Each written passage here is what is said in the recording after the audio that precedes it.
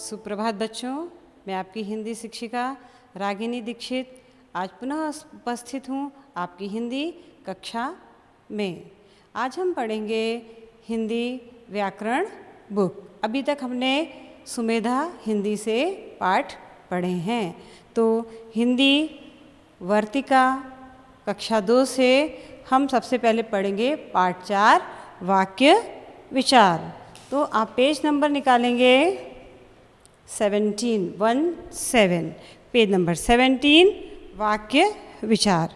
तो बच्चों आपको पता होना चाहिए वाक्य क्या है। शब्दों के क्रमबद्ध मेल को वाक्य कहते हैं।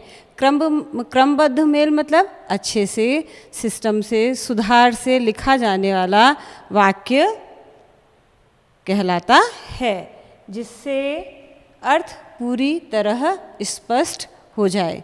मतलब जो हम कहना चाहते हैं वो पूरी तरह स्पष्ट हो और हमें समझ में आ जाए, वह वाक्य कहलाता है। देखिए, जैसे कि राम दूध पी रहा है। पीता है राम दूध, क्या यह एक सही वाक्य है? नहीं।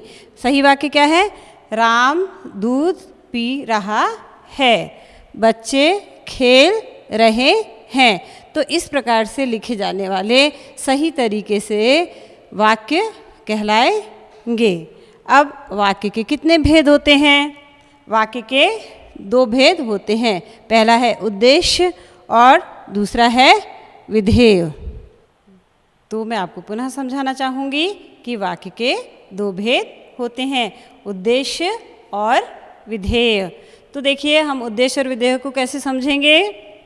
वाक्य में जिसके बारे में बात कही जाए उसे उद्देश्य कहते हैं। जिसके बारे में बात कही जाए, जैसे सुरेश कोई काम नहीं करता है, इसमें सुरेश उद्देश्य है और उसकी क्रिया विधेय है। वैसे ही उद्देश्य के विषय में जो कुछ कहा जाता है उसे विधेय कहते हैं। उद्देश्य के विषय में जो कुछ कहा जाए उसे क्या कहते हैं बच्चों? विधेय। जैसे राम मन लगाकर पढ़ता है, राम उद्देश्य है और ये उसका कार्य विधेय कहलाता है। तो आपको समझ में आया उद्देश्य और विधेय क्या है। उसी प्रकार से अन्य उदाहरण आपकी किताब में हैं। पेज नंबर 18, सीता उद्देश्य है, विधेय खाना खा रही है। राम उद्देश्य बाजार गया है, विधेय मीना किताब पढ़ रही है, राधा नृत्य करती है, मैं अच्छा बच्चा हूँ। तो आपको स्पष्ट हो गया होगा कि उद्देश्य और विधेय क्या है। वैसे ही इसमें पेज नंबर 19 में रामू तेज दौड़ता है, क्या आएगा? सही, रामू तेज दौड़ता है, विधेय। सीता गीत गाती है। धरती गोल है, आम मीठा है, राधा खूब पढ़ती है। इससे आपको उद्देश्य और विधेय अलग करके लिखना है।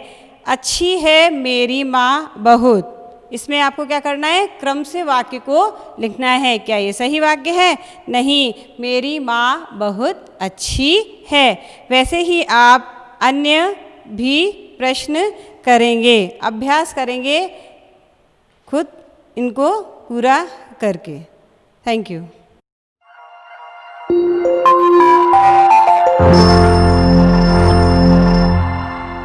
तो बच्चों, हम इसी के तहत आज व्याकरण बुक में एक और पाठ पढ़ेंगे। पाठ है 5।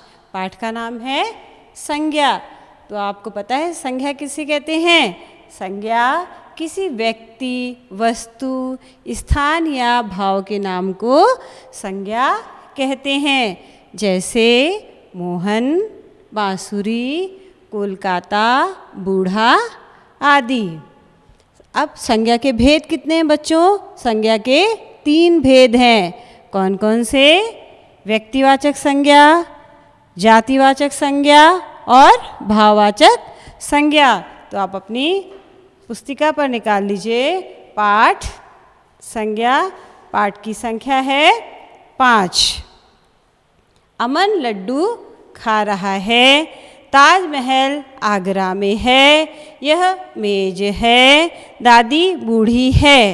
ये सब क्या बता रहे हैं आपको? संज्ञा के बारे में समझा रहे हैं। जैसे मैंने आपको बताया किसी व्यक्ति, वस्तु, स्थान के भाव के नाम को संज्ञा कहते हैं। फिर संज्ञा के 3 भेद भी बताए आपके पेज नंबर 21 पे। व्यक्तिवाचक संज्ञा क्या है बच्चों? तो व्यक्तिवाचक संज्ञा है जिस शब्द से किसी विशेष व्यक्ति, वस्तु, स्थान आदि के नाम का बोध हो, उसे व्यक्तिवाचक संज्ञा कहते हैं। कौन सी संज्ञा कहते हैं? व्यक्तिवाचक संज्ञा। जैसे सचिन, चार मीनार, आल्टो कार। फिर जातिवाचक संज्ञा जो मैंने यहाँ पर लिखी है दूसरे नंबर पर। जातिवाचक संज्ञा क्या है? जिस शब्द से किसी जाति या समूह के नाम का बोध हो, उसे जातिवाचक संज्ञा कहते हैं। जैसे लड़की, घोड़ा, पुस्तकें। अब हम पेज पलटेंगे, पेज नंबर 22। भाववाचक संज्ञा जो मैंने लिखी है तीसरे नंबर पर। भाववाचक संज्ञा ये क्या है? जिस शब्द से गुण, दोष, अवस्था या भाव के नाम का पता चले, उसे भाववाचक संज्ञा कहते हैं। जैसे बचपन, ये एक अवस्था है। मिठास, मोटापा, ये कौन सी संज्ञाएं हैं? भाववाचक संज्ञा कहलाती है। निम्नलिखित के 3 संज्ञा शब्द लिखना है।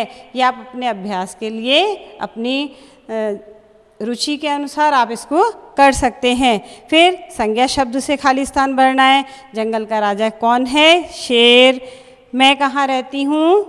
लखनऊ में। उत्तर प्रदेश की राजधानी क्या है? लखनऊ। मिठाई में क्या होती है? मिठास। सूर्य पूरब से निकलता है। वैसे ही अन्य प्रश्न भी आप चाहें तो आपकी रुचि के अनुरूप कर सकते हैं। आज की कक्षा अब यहीं समाप्त होती है। अगली कक्षा में हम फिर मिलेंगे। Bye bye. Thank you.